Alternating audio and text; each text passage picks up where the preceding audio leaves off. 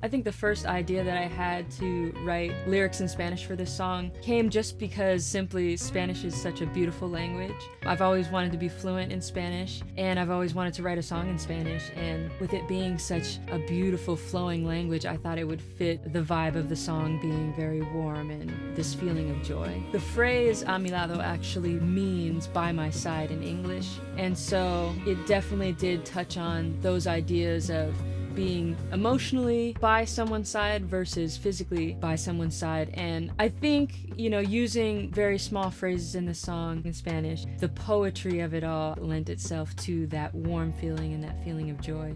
Like I said, I'm not fluent in Spanish, so hopefully the lyrics make sense in a poetry sense, I definitely think that the music has this kind of Afro-Cuban percussion rhythmic element of it. You can definitely hear it when Max plays the drums. So I'm hoping that the poetry and the beauty that comes from that language shines through and pairs well with the way that we decided to construct the song musically.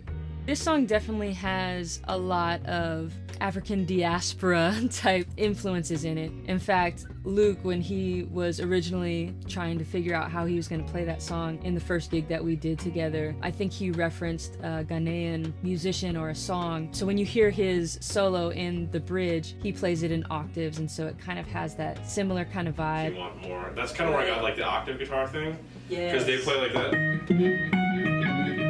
Kind of like guitar style thing. Same with the drums. Max plays a very important part in the song because the drum rhythm that he plays throughout the song is meant to create that space. So the vibe definitely has this happy, warm kind of sense that should flow throughout the instruments in the song.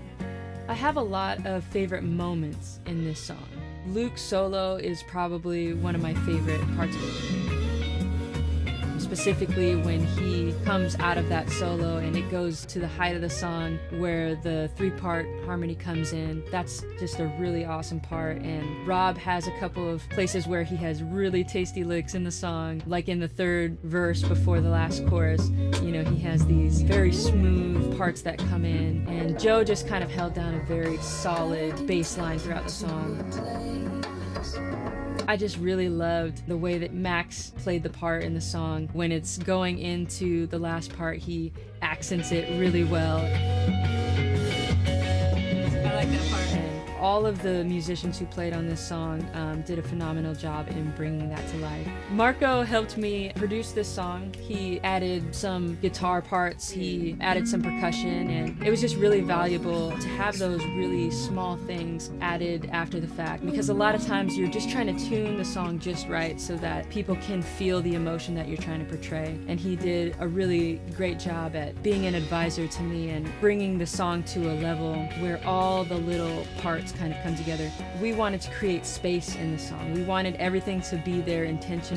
And so when you listen really closely, you'll hear, maybe a guitar part on both the left side and the right side. And you'll also hear the keyboards create space, the drums create space. So he did a really great job at that. Something crazy about songwriting is that sometimes the smallest and seemingly meaningless moments in life can really change you and inspire you. And I think that's the beauty of this song. It's kind of a take on the old adage, home is where the heart is. And it's really simple, but it's complex. It's a very common idea, but it's profound.